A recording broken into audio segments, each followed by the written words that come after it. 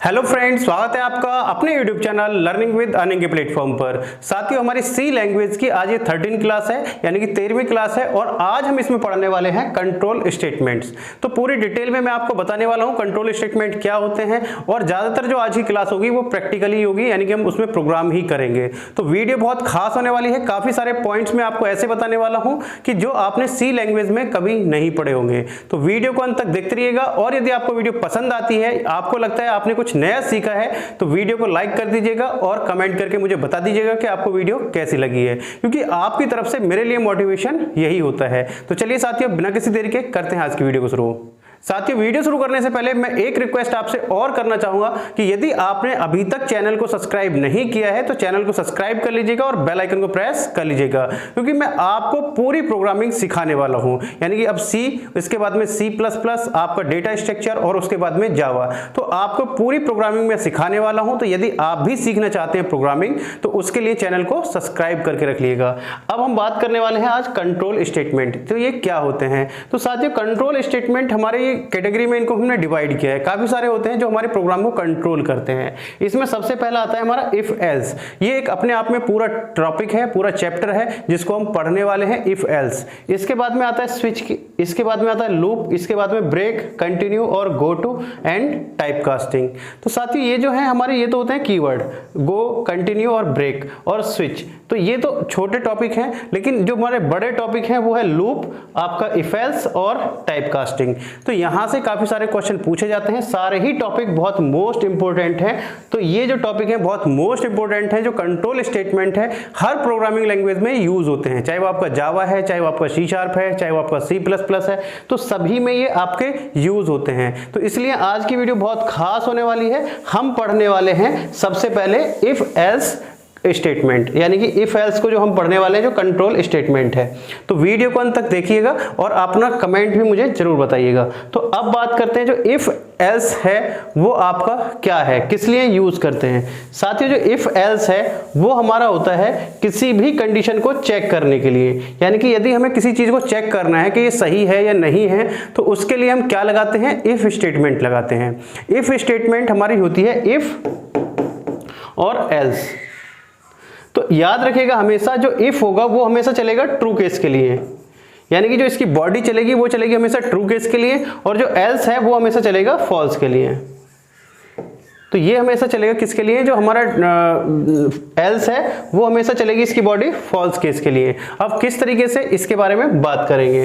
तो सबसे पहले हम बात करते हैं इसको जो कैटेगरी में रखा गया है, 4 कैटेगरी में रखा गया है इसको। सबसे पहला होता है इफ स्टेटमेंट। यदि हमें सिर्फ और सिर्फ क्या चाहिए कि ट्रू वाला केस चाहिए, तो उसमें हम यूज करते हैं इफ स्टेटमेंट। यदि हमें ट्रू एंड फॉल्स दोनों चाहिए, तो उसके लिए हम क्या चाहिए, हमें इफ एल्स स्टेटमेंट। और यदि हमें क्या चाहिए, इफ एल्स इफ, यानी कि कोई कंडीशन हमें more than one time check करनी है, एक से ज्यादा बार हमें कंडीशन लगानी है, तो उसके लिए हम क्या करेंगे भाई, इफ एल्स इफ। इसके बाद में नेक्स्ट है, फोर्थ है नेस्टेड इफ। बहुत ही मोस्ट इंपोर्टेंट है ये भी, फोर्थ भी। तो हम इनको आज पढ़ने वाले हैं और मैक्सिमम हम इनको प्रैक्टिकल में ही देखेंगे। तो चलिए बिना किसी देरी के आते हैं अपनी कंप्यूटर की स्क्रीन पर और सीधा सिंपल सा प्रोग्राम बनाते हैं सबसे पहले इफ स्टेटमेंट का। तो चलिए देखते हैं पहला प्रोग्राम।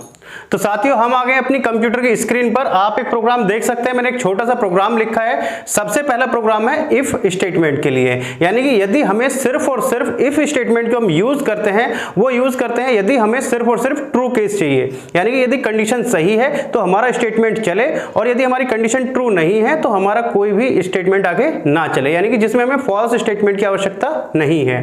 तो जो उसमें 4 कैटेगरी है उसमें सबसे पहला हमने यूज किया है। तो यानी कि हमने क्या किया है, एक प्रोग्राम बनाया है जिस पर हमने क्या किया, एक वेरिएबल डिक्लेयर किया है इंट मार्क्स के नाम से। ठीक है, यानी कि कोई भी नंबर डालेगा यूजर, यानी कि जो भी है नंबर डाले, हम उसको बताएंगे वो पास है या नहीं है। सिर्फ इसमें क्या होगा, पास वाले स्टूडेंट हमको लेने हैं। तो हमने क्या किया, इंट मार्क्स नाम से एक वेरिएबल डिक्लेयर किया और हमने स्क्रीन पर लिखवा दिया क्या, प्रिंट से प्लीज एंटर मार्क्स, यानी कि अपने मार्क्स डालिए, प्लीज एंटर योर मार्क्स। अब जो भी यूजर ने मार्क्स डाले वो हमने स्कैन करके किस में स्टोर करा दिए भाई, मार्क्स नाम के वेरिएबल में स्टोर करा दिए। अब यूजर ने जो भी मार्क्स डाले 80, 60, 40, 20, 15, तो वो सब किस में स्टोर हो जाएंगे भाई, मार्क्स नाम के वेरिएबल में। अब आगे हमने क्या किया है, हमने कंडीशन लगाई है इफ यदि मार्क्स, यानी कि जो भी यूजर ने मार्क्स डाले, सपोज दैट यूजर ने डाले 50 नंबर, यूजर ने कितने मार्क्स डाले, 50 मार्क्स। अब यहां पे होगा क्या, 50 ग्रेटर देन 33। तो कंडीशन क्या है भाई आपकी, ट्रू है। 50 ग्रेटर देन किससे है, 33 से, ठीक है कंडीशन, यानी कि ग्रेटर देन इक्वल्स टू, यानी कि उसके बराबर और उससे बड़ा है, तो यानी कि कंडीशन ट्रू है। तो क्या प्रिंट हो जाएगा आपका, स्टूडेंट पास।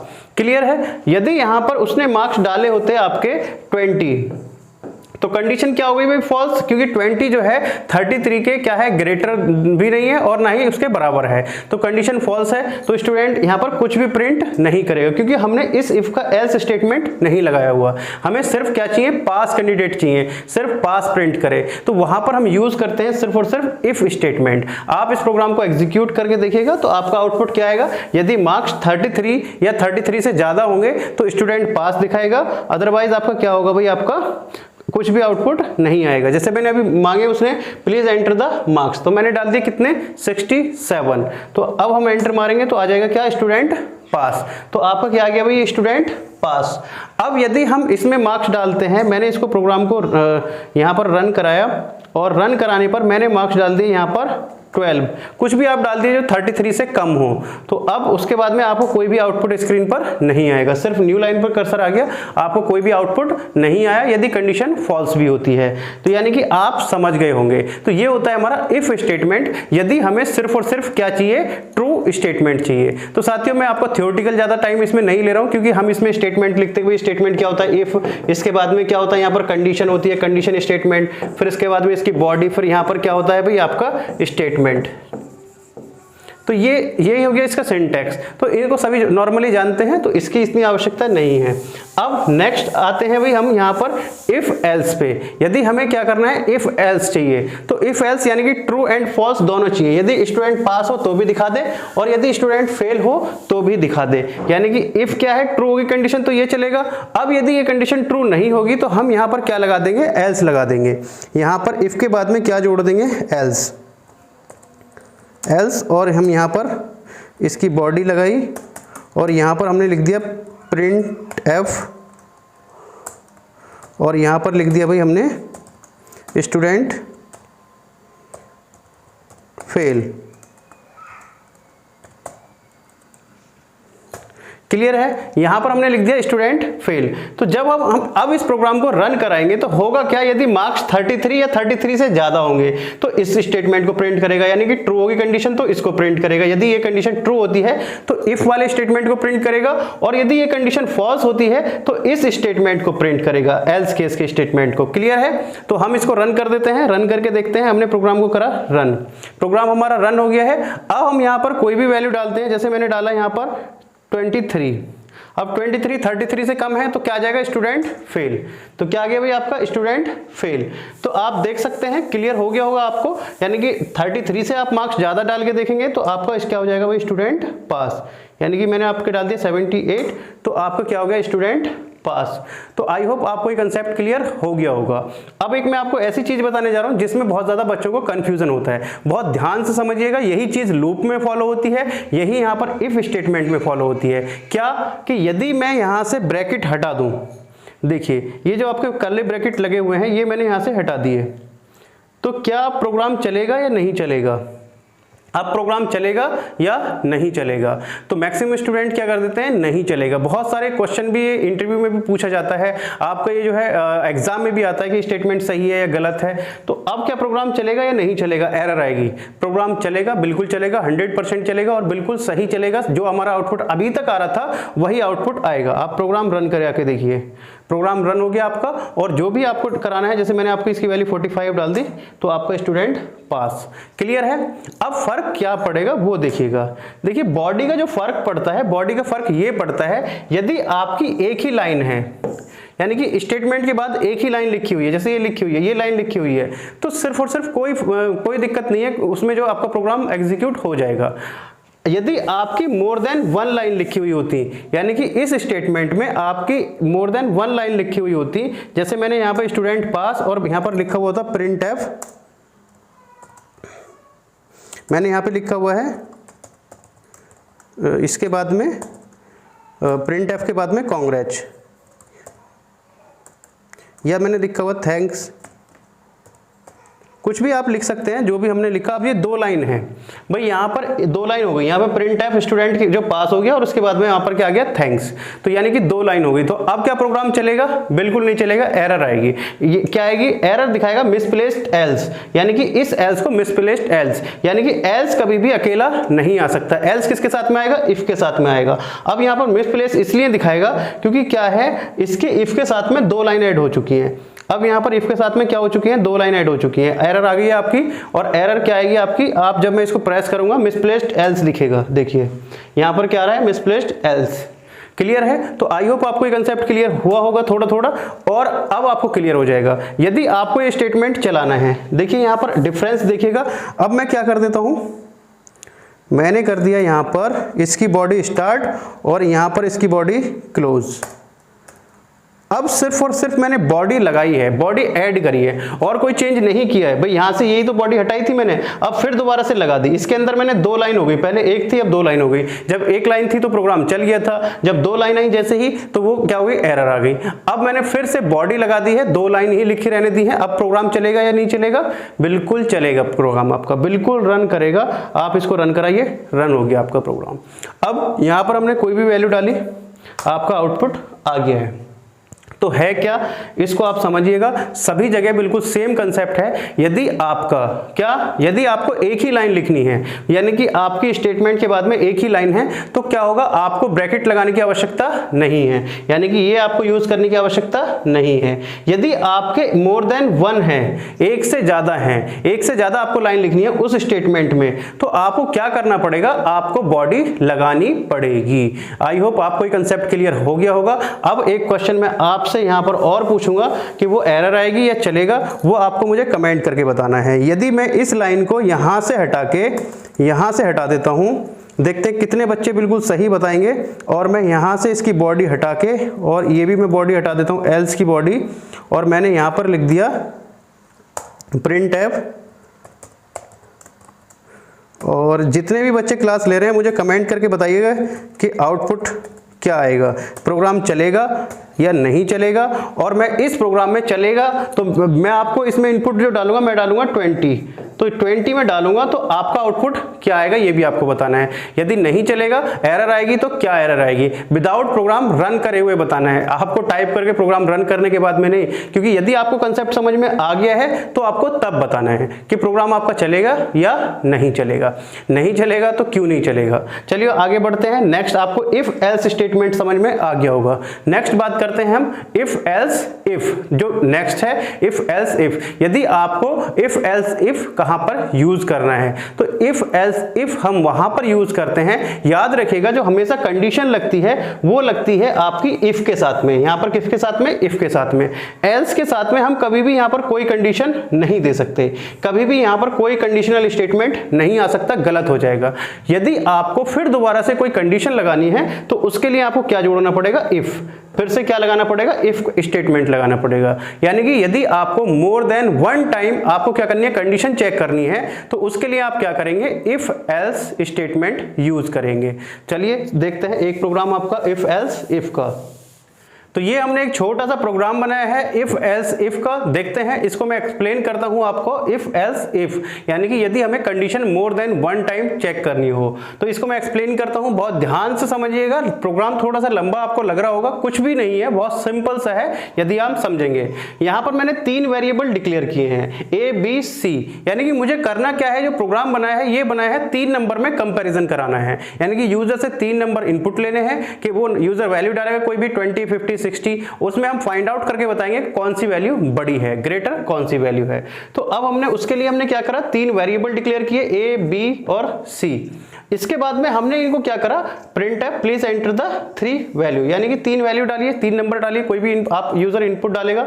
अब जो भी वो डालेगा, एक हमने पहली वैल्यू ए में स्टोर करा ली, दूसरी बी में, तीसरी सी में। यानी कि स्कैनफ के साथ में हमने किस में यूज करा ली, वो किस में स्टोर करा ली, ए बी और सी में। अब सबसे पहले हमने क्या लगाई, कंडीशन लगाई, क्या, if A greater than B. यानी कि यदि ए बी से बड़ा है, एंड। एंड का मतलब मैंने आपको बताया था एंड ऑपरेटर है, यानी कि और।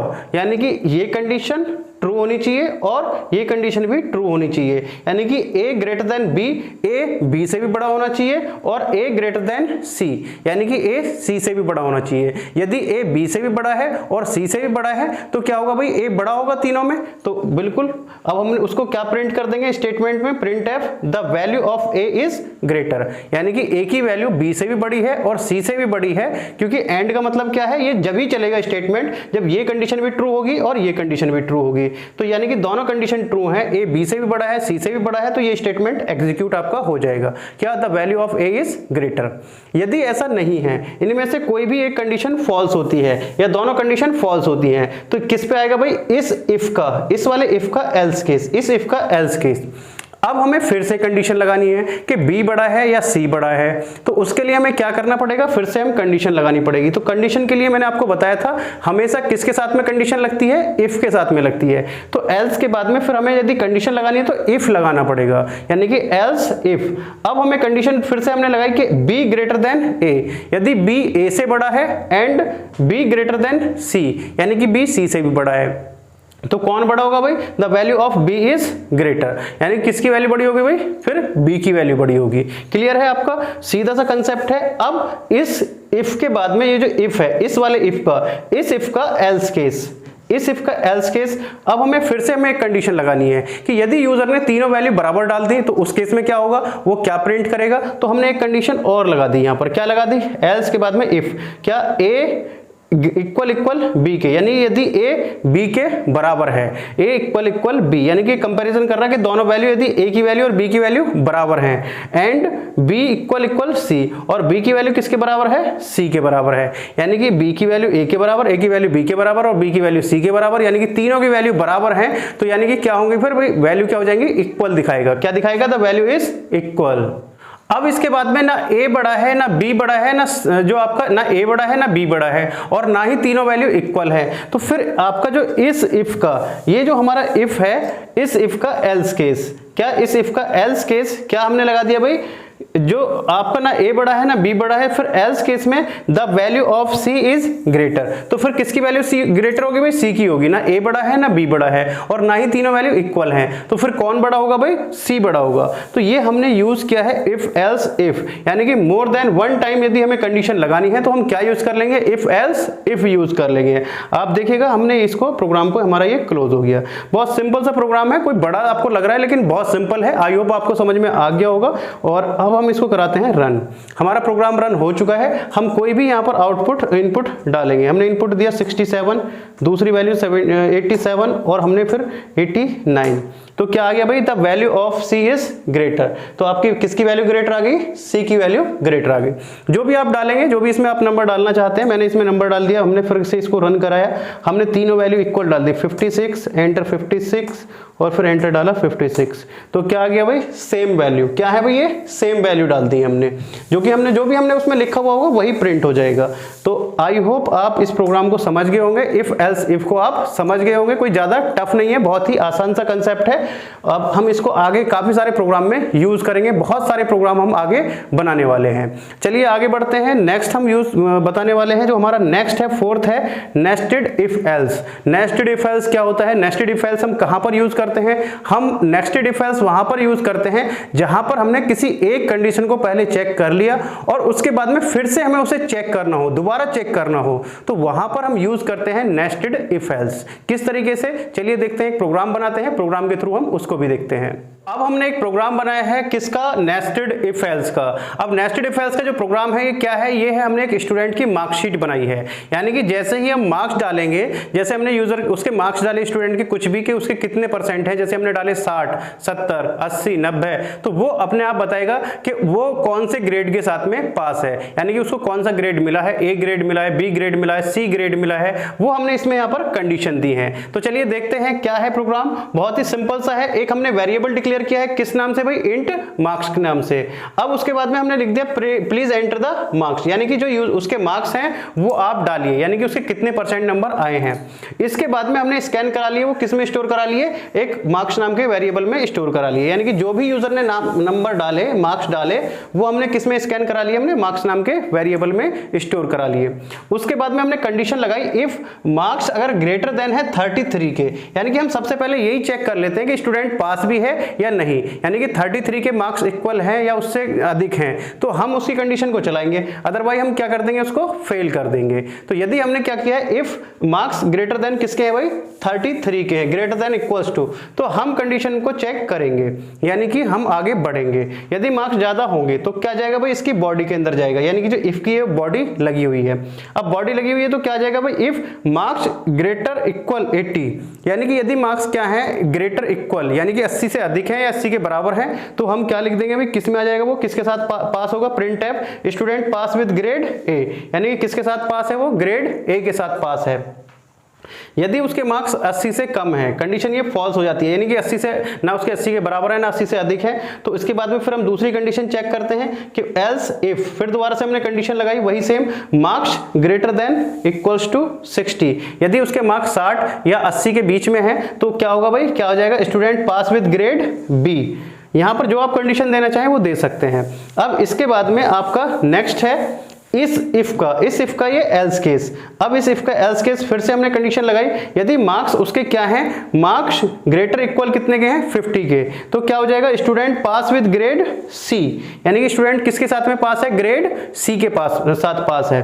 अब आगे बात करते हैं, नेक्स्ट है भाई, अब हमने यदि इसके मार्क्स 50 से भी कम हैं, यानी कि उसके मार्क्स 33 के और 50 के बीच में, क्योंकि 33 के बीच में तो इसलिए होंगे क्योंकि उसके यदि 33 से ज्यादा होंगे तभी इसमें आया होगा। अब यदि उसके मार्क्स किसके 50 के और 33 के बीच में है, तो यानी कि ये कंडीशन भी फॉल्स हो रही है, उसके मार्क्स ना तो 50 के बराबर है ना उससे अधिक है, तो फिर कंडीशन ये फॉल्स हो रही है, तो किस पे आएगा, एल्स केस पे। और एल्स केस में क्या प्रिंट हो जाएगा, student pass with grade D, यानी कि स्टूडेंट किसके साथ पास है भाई, ग्रेड डी के पास है।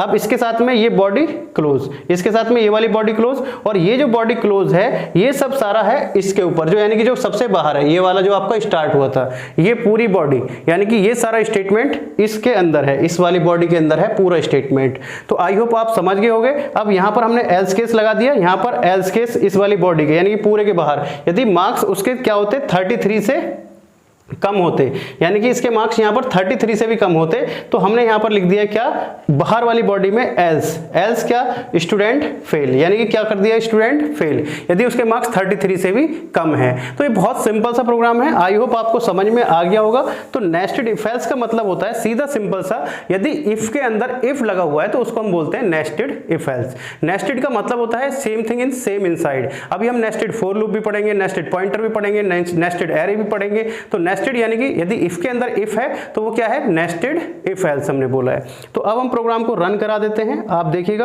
आप यहां पर कोई भी मार्क्स डालिए, जैसे मार्क्स डाले मैंने 67, तो आ जाएगा आपका student pass with grade B, यानी कि किस ग्रेड के साथ में पास है भाई, बी के साथ में पास है। आप यहां पर कोई भी वैल्यू एंटर करके देखिए। अब मैंने यहां पर रन किया और मैंने डाल दिया 45, 43, तो क्या student pass with grade D. अब मैंने यहां पर इसको रन कराया प्रोग्राम को, फिर मैंने रन कराने पर मैंने डाल दी वैल्यू 23% है मार्क्स स्टूडेंट के, तो क्या आ गया भाई, स्टूडेंट फेल। क्या है, स्टूडेंट फेल है।